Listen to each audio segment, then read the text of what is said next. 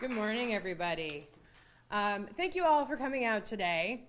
I want to give special thanks to a couple organizations and a couple individuals in the room.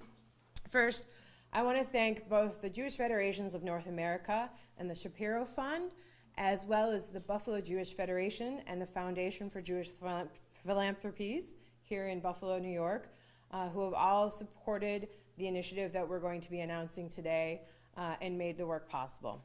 I also want to thank our EU partners in the Ukrainian community from Dnipro, the United American Civic Center, and all of the individuals who have come forward to help us make it possible to connect with and support Ukrainian refugees as they arrive here in Western New York. And finally, I want to thank our speakers today. We have a representative, Joan Kesner, from Governor Hochul's office. Governor Hochul's office has been amazingly supportive of all the work we do with refugees and immigrants. Brian Higgins, who you will hear from today, another amazing representative for Western New York and for the work that we do to support social service work in Western New York, and Tim Kennedy, a friend of refugees and the Western New York Ukrainian community. So thank you all for coming today. We have watched, many of us in horror, at what has unfolded in Ukraine as Russia has invaded. We've seen millions of refugees flee from Ukraine and cross into European countries. At JFS, we have a long history of supporting refugees who have fled atrocities around the world. And we have a saying as we support Holocaust survivors, many of them who have similar experiences, very eerily similar to what we're seeing in Ukraine today. We have a saying, never again. What we mean by that is we mean never again should a person be persecuted because of who they are. We believe never again should refugees be forced from their homes. And we believe never again should we stand by as a humanitarian crisis unfolds. Today, we are here to share how we, as Western New York, can stand with Ukrainian refugees. On April 21st, the Biden administration announced the Uniting for Ukraine initiative. The program allows private individuals to sponsor Ukrainians to come to the United States for a 2-year period on a humanitarian parole. This program, while allowing people to come immediately, bypasses the traditional refugee resettlement program, which means we are not able to connect with individuals until after they arrive here in the Ukraine, from the Ukraine. Like the Afghan crisis that started nearly a year ago in August of 2021, the situation is very fluid. We're seeing changes happening on what people are eligible for daily and how we can support daily. Through the funding and the initiative that we announced today, through the funding from the JFNA, the Shapiro Fund, and locally the Buffalo Jewish Federation, JFS is taking an innovative approach to help the community respond as Ukrainians arrive here. Before I talk about the 3 points of our initiative, I am first going to introduce you to someone I've come to know here as a leader in our Ukrainian community, and someone who has a very intimate and connected story to the crisis as it unfolds in Ukraine. Without further ado, I'd like to introduce Bogdan Chernyavsky.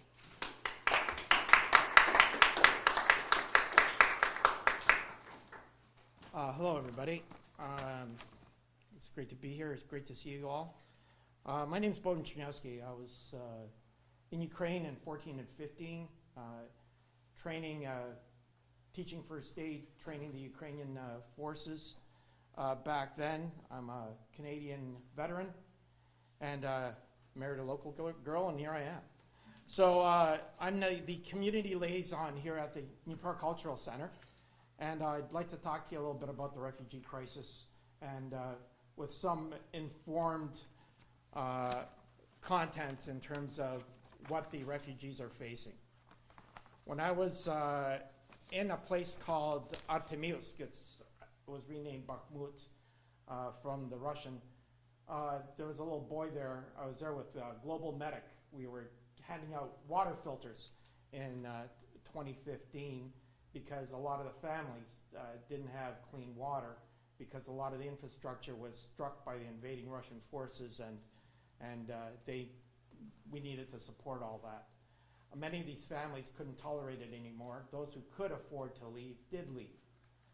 those who couldn't, namely the older people, the infirm, the young people who are not, who don't have the means to escape, were left in a lot of areas called gray zones, trapped in between the forces, between the invaders and the Ukrainians trying to defend their homeland.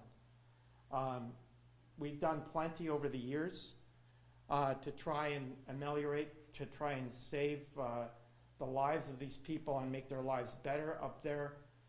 But alas, 10 million people are on the move right now. Over 5.5 million have already fled. 4.8 million of them into Poland, into NATO countries. Not only Poland, but other places, but the bulk of them went into Poland, 4.8 million. Within the country, there's a mass migration happening. Russian war atrocities are compounding the migration crisis, like they did in Syria and other places. And indeed, the Russians are using that as a tactic. In addition to that, fear is driving the migration. Fear from what? When I was in eastern Ukraine, I saw deliberately destroyed cultural heritage and monuments, churches. The Ukrainians persecuted for speaking the language. Tatars, the Tatar population of Crimea, exiled to places in Siberia and other places in Russia. Over 2 million people have been forcibly, they call it evacuated, it's more like deported, into Russia, into all sorts of parts of Russia. So this is what we're facing, and that's what's driving this crisis. Thankfully, here in the United States, more than 71,000 Ukrainians have already arrived since President Joe Biden's announced in March that his administration will welcome 100,000 Ukrainians. So we're making every effort here in Buffalo to welcome Ukrainian refugees and displaced people, and we hope that one day they can go back peaceably to their homes. If not, then we're going to do our best to integrate them into our Buffalo community and see how we can help them out and welcome them here. Thank you.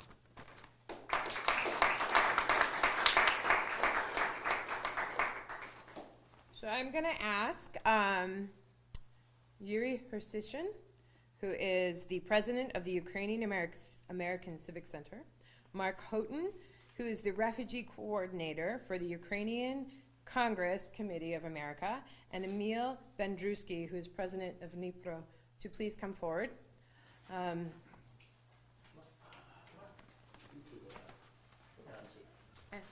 Bogdan. Go ahead. Hi, I'm Mark Houghton. I'm the refugee coordinator for the Ukrainian Congress Committee of America.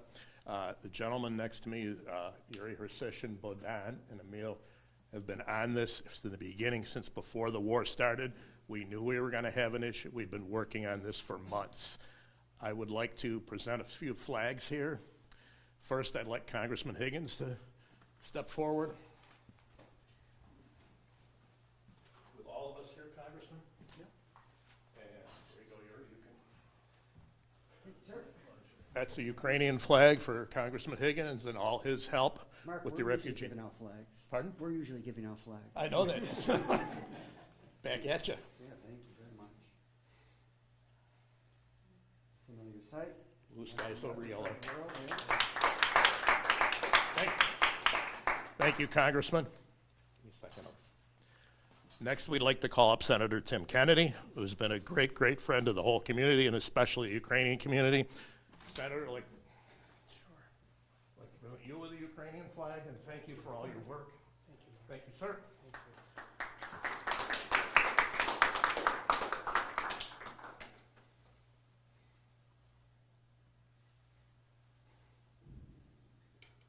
Thank you. Thank you. Properly. Thank you, Senator. Next, I would like to call up the governor's representative, Joan Kesner, for all her help with Ukrainian refugees. This is Kathy's Western New York director. Joan, go through. That was very smooth. What? That was very smooth. Let me get out of your way. There you go. Joan? Oh, Thank you for all you do. Thank you. Thank you for your weekly emails. I bug Joan on a regular basis, okay? Thank you, Joan. Thank you very much. And now I have a special presentation. Dr. Molly Carr, please step forward. Dr. Carr, thank you for everything you've done for the Ukrainian refugees, raising all these funds, working so hard to help us. Thank you.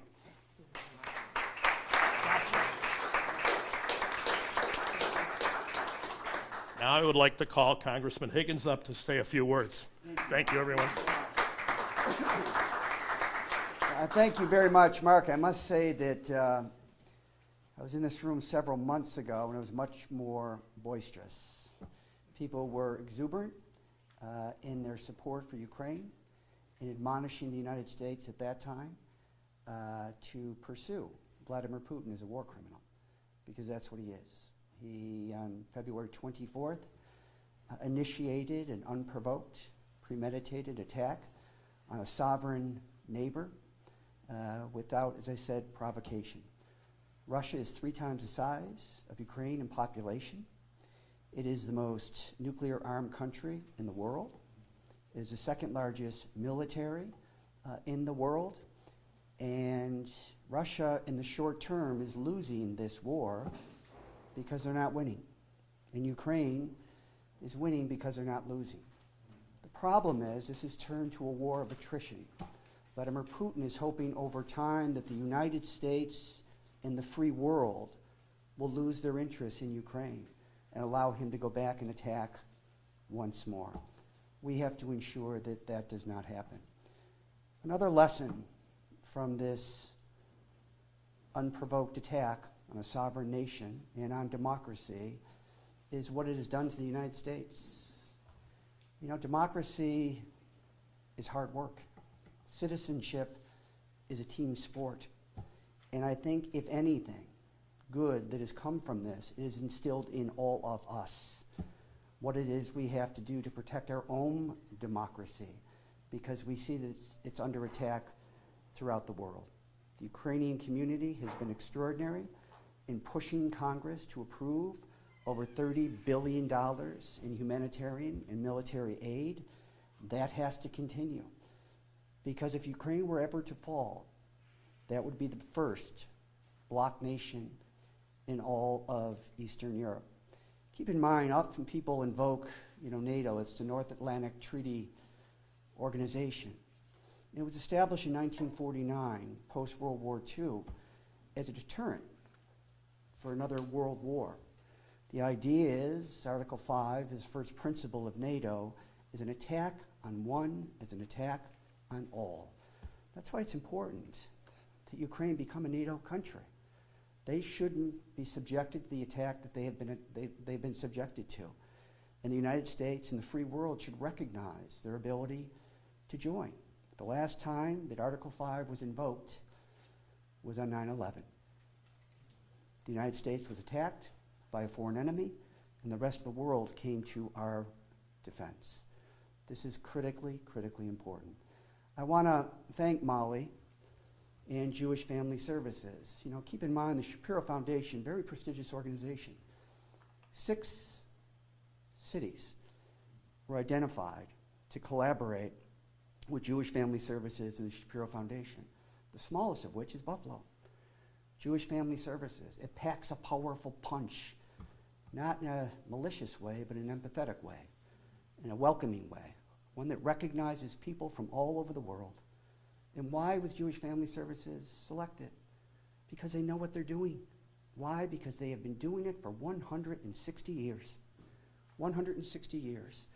When the Irish, the Polish, the Italians were displaced by troubles at home in the mid-19th century, it was organizations like Catholic Charities, like Jewish Family Services, that were there to help them with relief and compassion and transition. And that's what this program will do. Jewish Family Services in Buffalo were selected because they have a history and a record of doing this successfully. Asylum, citizenship, housing, education, healthcare, all the things that are important. And now you have all of these donors that are willing to take on 100,000 Ukrainians. Why?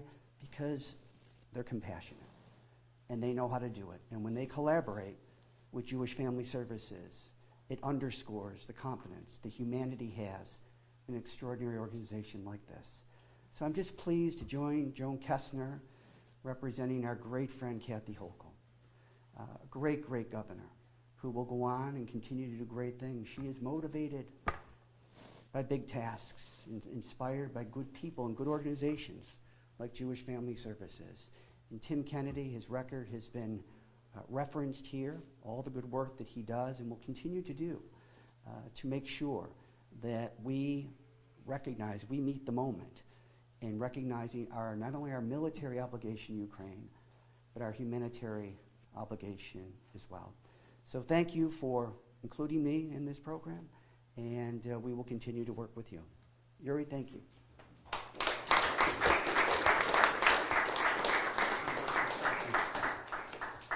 Congressman, thank you on behalf of the Ukrainian Congress Committee of America for your ongoing support of this effort. You've been there from the start. You understand the problem more deeply than most, and I appreciate your work in the United States Congress to continue to push for support for not only the immigrants, the refugees coming here, but to win this battle for democracy in Ukraine. In the United States, people like to invoke the words live, free, or die. Today, Ukrainians are living those words on behalf of all of us, and I appreciate your support. Yuri, thank you, my friend. Thank you. Molly, thank Molly, you. thank you. I'll hold that. Shake your hand. Thank you. Channel 4, your microphone is running away. Try to relocate that for you. Okay. Thank you, Congressman Higgins. I am also proud to introduce you today to Senator Ted Kennedy, a friend to the Western New York community, the Western New York Ukrainian community, and the refugee community here in Western New York. Thank you. Thank you. That's right. Second one today. You gotta fire me. I promise you, it wasn't the first, nor will it be the last time I've been referred to as Senator Ted Kennedy. But let me tell you, Molly Carr, thank you for your work. Thank you for bringing us together here today with Jewish Family Services, the Shapiro Foundation, the Jewish Federation nationally, and then locally. The generosity of these organizations that have come together with the Ukrainian Cultural Center and the leadership of these extraordinary individuals that grace us with their presence here today, from Mark and Yuri and Bogdan and Emil and Joe and others that are here that are on the front lines and have been for many years, supporting and celebrating the wonderful culture that the Ukrainians bring to Buffalo and Western New York. And now, as Ukraine is embroiled in a war defending itself against the tyrant of Vladimir Putin, we as a community have risen to the occasion. And Buffalo and Western New York have once again stepped up and are helping our community and those with family in Ukraine and those that are from Ukraine themselves to come to Buffalo and Western New York to relocate here. And because of the incredible leadership that has come together and risen to the occasion, there have been hundreds of families that have been helped thus far. And we know hundreds of families more that will continue to be given the services and the dignity and the opportunity to live their lives here, or set their roots up here, and enjoy a life of peace here in the great United States of America, but also right here in Buffalo and Western New York. And as the Congressman has mentioned, the fact that we have been chosen here in Buffalo out of only 6 across this entire nation is indicative of the leadership that we have here in our community through Jewish Family Services, through the Jewish Federation, through the Ukrainian Cultural Center, and really the government leaders that have risen to the occasion as well. I want to recognize Congressman Higgins for his work on national and international level. You know, oftentimes we take for granted those that have been out on the front lines fighting for us for as long as Congressman Higgins has. And I just want to recognize him again for all his incredible work. Thank you, Congressman, for your work here in Buffalo and down in Washington, D.C. And Joan Kessner is here. I don't think it can be overstated enough. You know, to have Governor Hochul here from Buffalo, understanding what the needs of our community are on a very local level, and recognizing the importance of investing in the people of our community and really the future of our community by continuing to make New York a welcome place, and Western New York a welcome place for refugees. It's a real tribute to the leadership that Governor Hochul brings to the table. Joan, thank you so much for your leadership representing the governor here today. And I'm just so honored to be a part of this. And when Ukraine was invaded, our community stepped up. We are going to continue to be there for the people of Ukraine. And we know that this is neither the beginning nor the end. There is still opportunity for the people of Buffalo and Western New York to play a role in helping those individuals and families escape persecution from Russia and Vladimir Putin. So working with these organizations, we're looking for our community to continue to be the city and the community of good neighbors and open our arms, our hearts, our souls, and our wallets up to be generous to help our fellow men and women across the globe. So thank you again for making me a part of this, and congratulations on this incredible endeavor.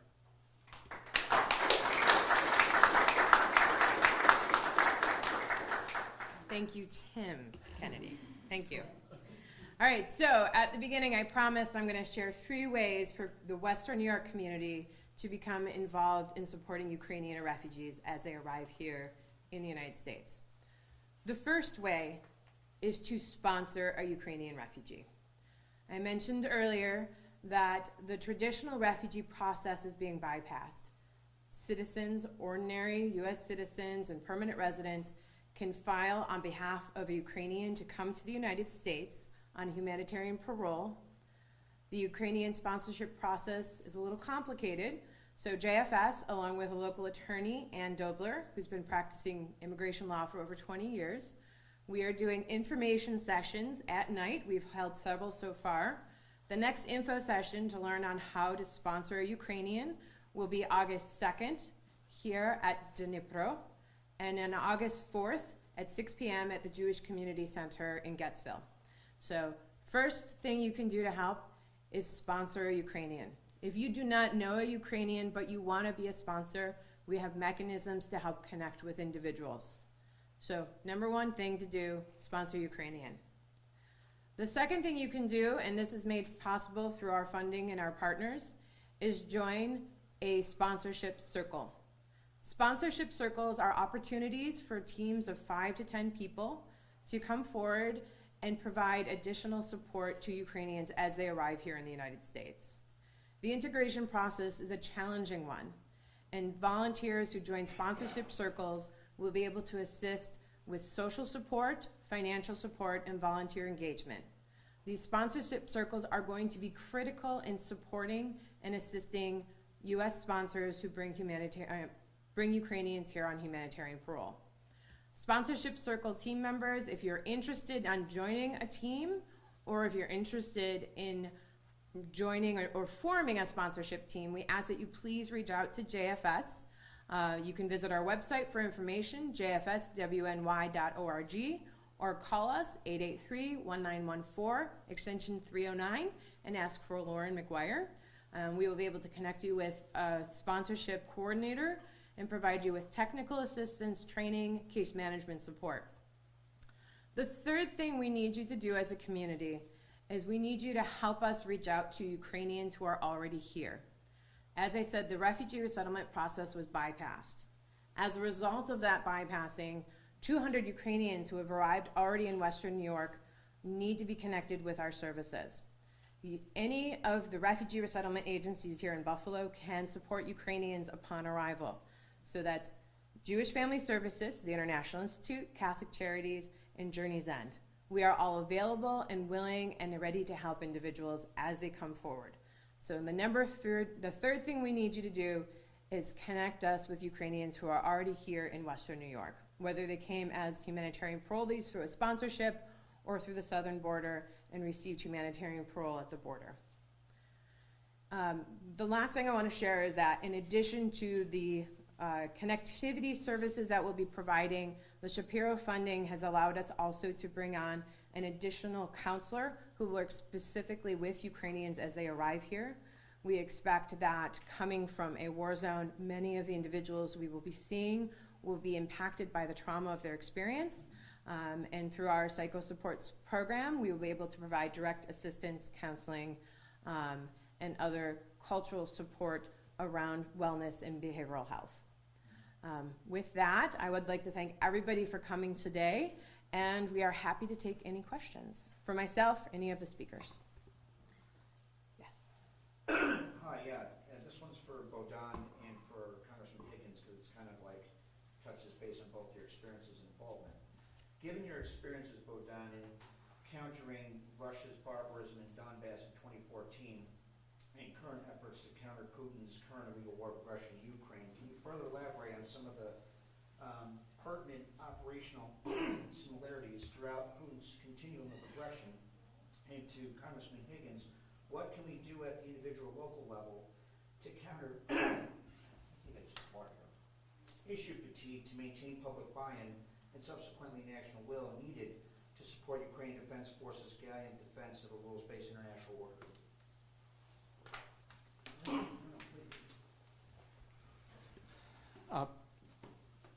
To clarify, parallels with... So there's, you talked about some of the operational similarities between Russian barbarism in 2014 when they annexed Crimea, they did things in Donbass, which I know you directly fought against, as well as Putin's current legal war of aggression in Ukraine. How we might best, how do we educate people so that that can counter issue fatigue and maintain national will so that we can get the kind of material support to Ukrainian Defense Forces so they can continue to support a rules-based international order? Let me first start by saying that America's been through this several times before. And let's just say this is America's 1939 moment all over again. Authoritarians work similarly, have similar modus operandi. They work similarly. The parallels, you can find numerous articles all over the web. Now Channel 7's leaving too. You can find some numerous articles on the net drawing the striking parallel between Hitler's Germany and what Putin is doing now in Ukraine. Destruction of cultural landmarks, dehumanizing the population, putting them through filtration camps, exporting them to prisons inside Siberia, or, well, let's not call them prisons, let's call them what they are, concentration camps. There are numerous striking parallels. I could sit here for hours drawing a parallel through numerous atrocities that the International Criminal Court is currently in the process of investigating, and they've been on the ground very early on, since the beginning of March, investigating these very things, because we cannot stand by and we cannot let this be an appeasement or Chamberlain moment. I'm very glad that America and our allies acted very quickly. Obviously, everybody has to do more because they're not stopping. And I'm hoping these sanctions will start biting sooner than later. But the parallels, the most obvious parallel is compare what happened in Nazi Germany and the conquest of Europe by the Nazis to what's happening now and hitting Europe again. Thank you. Congressman. So, well, exactly what we're doing here today is leadership never comes from Washington down. It comes from the bottom up. It always does. If you look at all the great cultural movements in America, they start from the streets. And organizations like this that keep this issue at the forefront, as I mentioned, this is now a war of attrition. The anticipation when Putin had invaded Ukraine on February 24th, whether that would be over in a week. It demonstrated the resilience, the courage of the Ukrainian people. And now what Putin is hoping for is the very thing that you spoke of, and that is that issue fatigue will set in. We're on to January 6th. We're on to other problems, domestic and internal problems, and that can happen. President Zelensky has been before Congress. His wife will address Congress this week, urging the democracies throughout the world to ensure that Putin cannot win this, because the near enemy is Ukraine. The far enemy is the United States.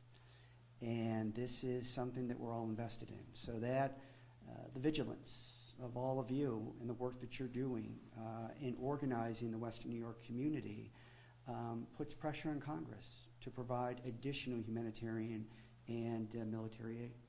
Can I do a quick follow-up? Sure. Is there any efforts in Congress to work between the United States government and people like Bogdan, Emil, Yuri, and the rest of the broader Ukrainian diaspora to counter Russian disinformation regarding this conflict? Well, I think there's a role for everybody. You know, disinformation affects all of us.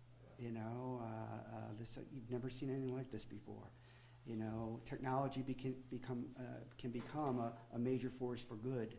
But as we see from May 14th through the war in Ukraine, it can also be a force for evil and radicalization. So it's important that we get the expertise from people on the ground, because most of Congress are general practitioners. We travel all over the world. We travel in difficult places at difficult times to get a perspective as to what's going on, which will help inform the decisions that we make on behalf of the American people. But that role at the local level is so critically important, because you know it better than we do.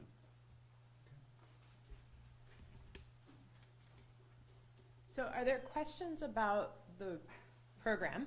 Would we be able to do something like away from the podium, so an interview, just a way, so just like a Yeah, we could do panel? secondary interviews. Yeah, that would be great. So I'm going to go back here and then up here. Yes, Ukrainian refugees that come here, they want to work as soon as possible, and waiting period for work authorization is very long. So is it possible on federal level to expedite work authorization for Ukrainian refugees?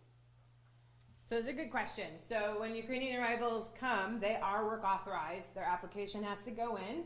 It can take up to 7 months before their authorization is processed. So our question would be, can we ask CIS, Citizenship and Immigration Services, to expedite the batch of Ukrainian employment authorization documents so that they can get to work and start establishing their life here? Brian, I don't know if you want to add more to that. It's a massive bureaucracy. What we try to do is break through it. We experienced it with Afghan refugees, and we're experiencing it now with Ukraine.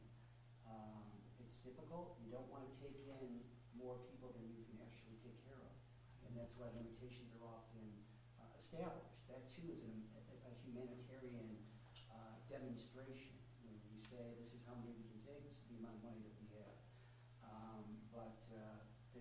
You know, as I said, it's a bureaucracy, and we fight it very, very hard. And a lot of people say, well, you're part of it. Well, that's true in one sense, but we spend most of our day fighting the federal bureaucracies, including and especially humanitarian.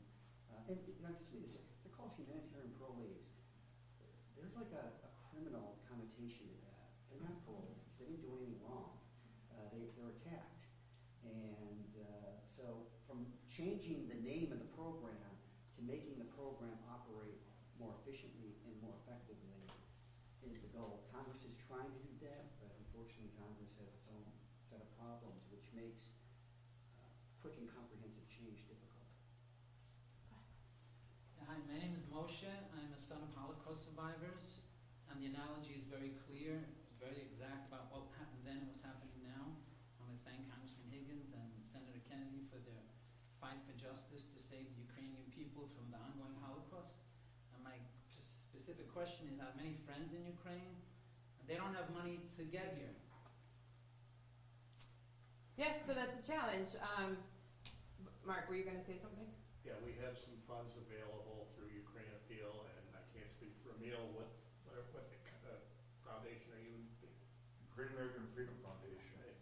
There's some stuff available through that. We could possibly help with that. We will have an office at 205 Military in Buffalo, operational within the next week or two. All right, so I'll just repeat that for the camera purposes. So if you know somebody and you want to sponsor them, but they do not have the funds to get here, there's two options. The sponsor can pay for their airfare to the U.S. Unfortunately, no programs for humanitarian work ever cover the cost of airfare. Even refugees have to pay back the airline tickets.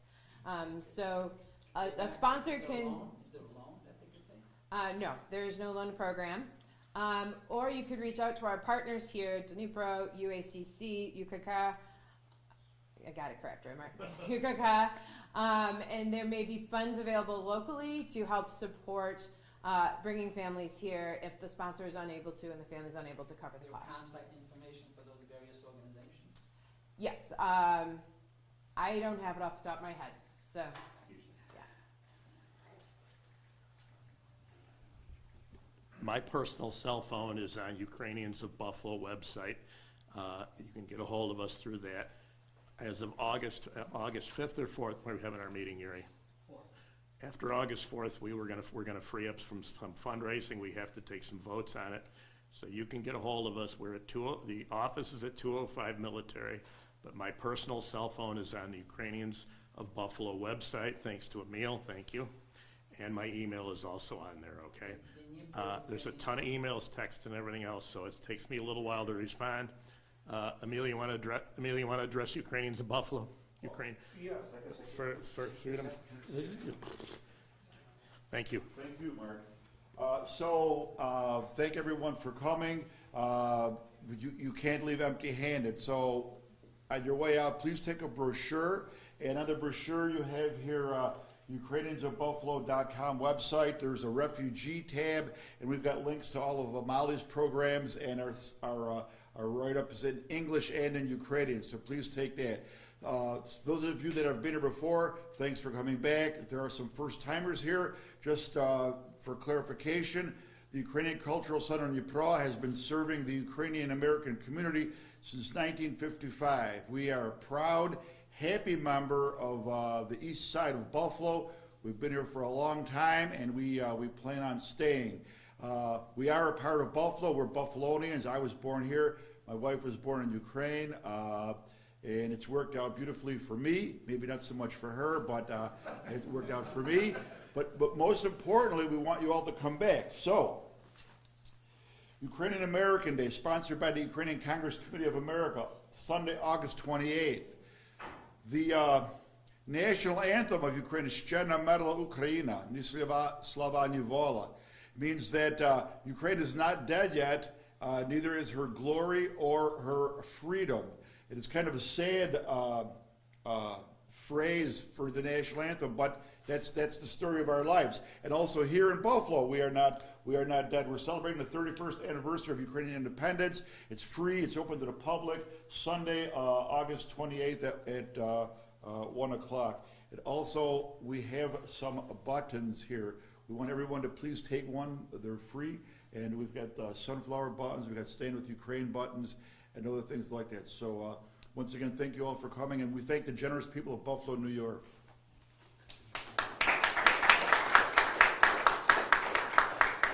So we're going to bring this to a close. If you would like to talk to anybody individually, we'll step aside. I'm available. Lauren in the back, raise your hand, is available. Todd, where are you?